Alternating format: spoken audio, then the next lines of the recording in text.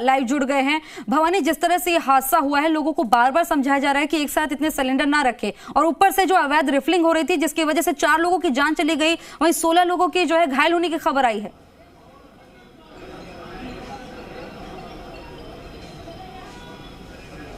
देखिए खुशबू, जो हादसा हुआ है दर्दनाक हादसा है, और जिस तरह से रहवासी इलाके में गैस रिफिलिंग का जो कारोबार, अवैध कारोबार कह सकते हैं, वो चल रहा था। इस हादसे में 4 लोगों की जान जा चुकी है, जिसमें 3 बच्चे हैं और एक अधेड़ उम्र का जो व्यक्ति है वो शामिल है। हालांकि 16 लोग हैं जो एमजीएच में इलाज चल रहा है उन सभी का, और इसमें से 3 से 4 ऐसे लोग हैं जो 80% से ज़्यादा झुलस चुके हैं। इस हादसे के बाद में हालांकि पुलिस मौके पर पहुँचती है, दमकल की गाड़ियाँ मौके पर पहुँची है, और अब जब इन सभी को यहाँ पर इलाज के लिए भर्ती करवाया गया है तो मुख्यमंत्री खुद इस पूरे मामले को लेकर के मॉनिटरिंग कर रहे हैं। मेरे साथ में शहर विधायक मनीषा पंवार है, वो भी यहाँ पर जो मरीज है भर्ती है, उन मरीजों के परिजनों से मुलाकात की है, चिकित्सकों से उनके इलाज को लेकर के जानकारी ली है। मैडम, जो हादसा आया है, दर्दनाक हादसा हुआ है, एक ही परिवार के जो लोग हैं वो वहाँ पर इस तरह का कारोबार कर रहे थे, 4 लोगों की मौत हो चुकी, 16 घायल है, क्या कैसा इलाज चल रहा है, उनका क्या स्थिति है? देखिए, बहुत दर्दनाक हादसा था।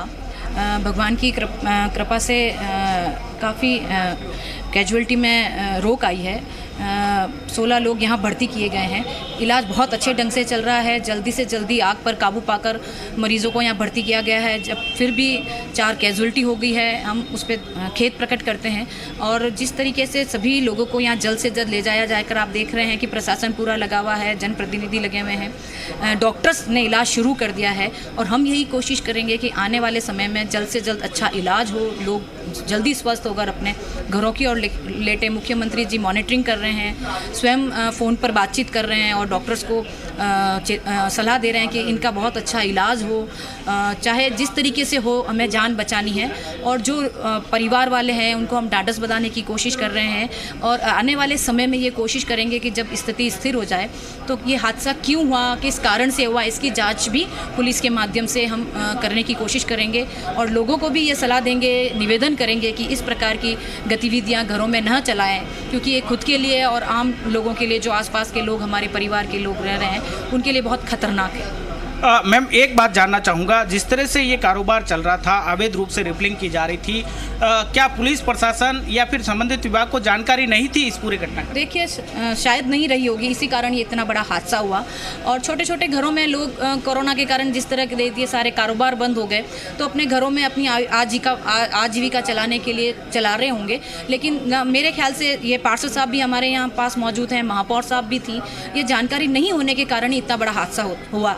और जानकारी होती तो कतई ये हादसा नहीं होता। और हम कोशिश करेंगे कि ऐसी छोटी छोटी जगह, वार्डों में चलने वाले ये कारोबारों को हम बंद करें और उचित जगह पर ले जाकर इनकी व्यवस्था की जाए। तो देखा आपने, जो विधायक है मनीषा पंवार, वो अस्पताल पहुंची है। उन्होंने जो अस्पताल में जो भर्ती लोग हैं, करीब 16 लोग यहाँ पर भर्ती है, उनके इलाज के बारे में जानकारी ली है, चिकित्सकों को दिशा निर्देश दिए हैं ताकि ये जल्द से जल्द स्वस्थ हो और अपने जो घर है वो पहुँच सके। चूँकि आगे त्योहारी सीजन है, ये हादसा है, उसको लेकर के उन्होंने भी चिंता जाहिर की। और जो लोग हैं इस तरह का रहवासी इलाकों में अवैध कारोबार करते हैं, उनके खिलाफ सख्ती से कार्रवाई कैसे की जाए, उसको लेकर के भी जो है वो आगे जो संबंधित, चाहे पुलिस प्रशासन हो, चाहे रसद विभाग के अधिकारी हो, उनको दिशा निर्देश देंगे।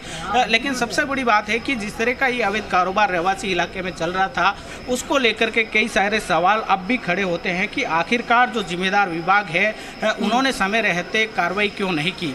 क्या उनकी जानकारी में ये जो पूरा अवैध कारोबार जिस तरह से लंबे समय से यहाँ पर चल रहा था, कहीं न कहीं उसको लेकर के प्रशासन को गंभीर होने की ज़रूरत है ताकि इस तरह के हादसों की पुनरावृत्ति नहीं हो। हालांकि जो जिस तरह से चिकित्सकों से बात हुई है उसमें जो 4 लोगों की अभी तक मौत हो चुकी है। जिला कलेक्टर ने 4 मौतों की पुष्टि की है, जिसमें 3 बच्चे हैं और 1 युवक शामिल है। इसके साथ ही जो 16 लोग हैं जिनका अभी एमजीएच के जो इमरजेंसी है इसमें इलाज चल रहा है, लेकिन चिकित्सकों की माने तो इसमें 3 से 4 लोग ऐसे हैं जो कि 80% से ज़्यादा झुलस चुके हैं, तो उनकी स्थिति अभी गंभीर बनी हुई है। ऐसे में कह सकते हैं कि जो मृतकों की संख्या है उसमें कहीं ना कहीं और इजाफा हो सकता है। जी खुश भवानी, जिस तरह से ये विभत्स हादसा हुआ है, इतने दिनों से वहां पर जिस तरह से अवैध रूप से रिफिलिंग की जा रही थी, ऐसा नहीं हो सकता कि किसी आसपास के लोगों को ना पता हो या जो नियर जो पुलिस स्टेशन हो उधर ना पता हो? क्योंकि अगर ये चल रहा है तो ये काफी वक्त से चल रहा होगा। ऐसे में इतनी बड़ी लापरवाही कि लोगों की जान चली गई।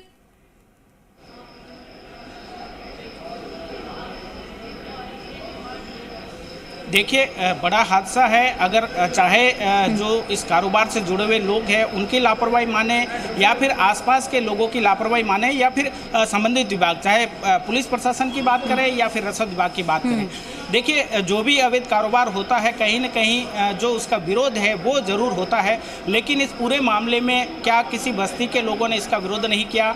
चूँकि जिस तरह से बताया जा रहा है कि जो आसपास के घर थे, जिस घर में ये अवैध कारोबार चल रहा था, आस पड़ोस के जो भी लोग थे वो भी उनके रिश्तेदार थे, तो संभवतः हो सकता है उन लोगों ने इसकी शिकायत नहीं की हो, लेकिन पुलिस को इस पूरी मामले की जानकारी नहीं हो, ये संभव नहीं है। हालांकि जब हमने विधायक से भी बात की, महापौर से भी बात करने की कोशिश की, महापौर ने भी साफ तौर पर कहा, स्थानीय पार्षद थे उनसे भी बात करने की कोशिश की, लेकिन उन सबका एक ही सवाल था कि उन्हें इस बारे में किसी तरह की जानकारी नहीं थी और उस जानकारी के अभाव में उनके द्वारा किसी तरह की कोई कार्रवाई अमल में नहीं लाई जाएगी।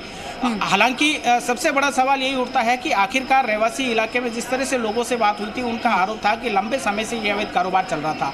परिवहन की आड़ में इस तरह से गैस सिलेंडर को घर पे जमा किया गया। अभी जब ये हादसा हुआ, हादसे के समय भी उस मकान के अंदर 70 से 80 सिलेंडर जो है वो वहाँ पर उपलब्ध थे। हालांकि जो 9 सिलेंडर है जिसको पिकअप में भर करके यहाँ लाया गया था और उनको रिफिलिंग करते समय ये हादसा सामने आया। हालांकि इसमें 2 से 3 मकान जो कि आसपास के मकान थे वो पूरी तरह से क्षतिग्रस्त हुए हैं। उन घरों में आग लगी है। जो घर में महिलाएं, बच्चे और बुजुर्ग और जो पुरुष थे, कई लोगों ने वहाँ से भाग करके जान बचाई है।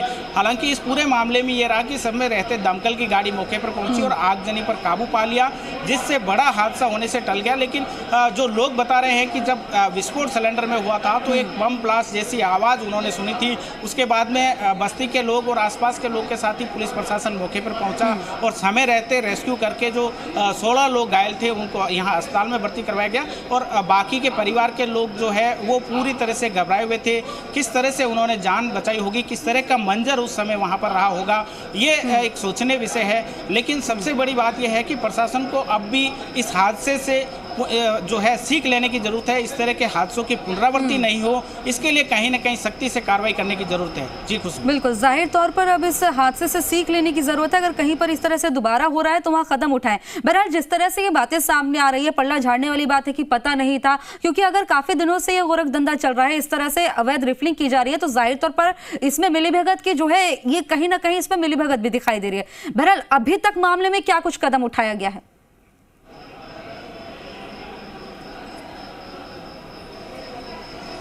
देखिए खुशबू, अभी तक जो प्रशासन, चाहे पुलिस प्रशासन हो, चाहे जिला प्रशासन हो तो या फिर स्थानीय जनप्रतिनिधि हो, उन सबसे हमने बात करने की कोशिश की है। सबसे एक ही सवाल किया गया है कि आखिरकार इस मामले में कार्रवाई क्या होगी। प्रशासन की ओर से ये दावा किया गया है कि उनकी प्राथमिकता यह है कि पहले जो लोग गंभीर रूप से घायल हैं, जो लोग झुलसे हुए हैं, उनका इलाज यहाँ पर तत्काल प्रभाव से शुरू हो जाए, वो अपने घर पर सही सलामत लौट जाए, उनके जो प्राथमिकता में वो शामिल रहेगा।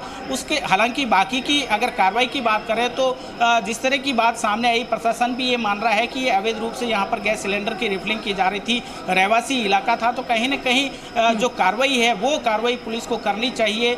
इसके साथ ही परिवहन की आड़ में जिस तरह से ये बात सामने आई कि ये गैस रिफिलिंग का कारोबार यहाँ पर अवैध रूप से चल रहा था, तो कहीं ना कहीं डीलर भी इसमें उतना ही दोषी है जितना जो ये लोग अवैध रूप से रिफिलिंग कर रहे थे। क्या डीलर को जानकारी नहीं थी कि जो सिलेंडर कंज्यूमर को सप्लाई होने हैं वो इनके घर तक कैसे पहुंचे, उसके घर में किस तरह से स्टॉक किया गया, और इतनी बड़ी तादाद में जब स्टॉक यहाँ पर किया गया तो निश्चित रूप से भवानी, मैं आपको रोकना चाहूंगी। खबर पर जानकारी देने के लिए आपका बहुत बहुत शुक्रिया, क्योंकि इस बीच एक और बड़ी खबर आ रही है। बड़ी खबर से आपको रूबरू करा दें, उदयपुर जिले के मावली तहसील से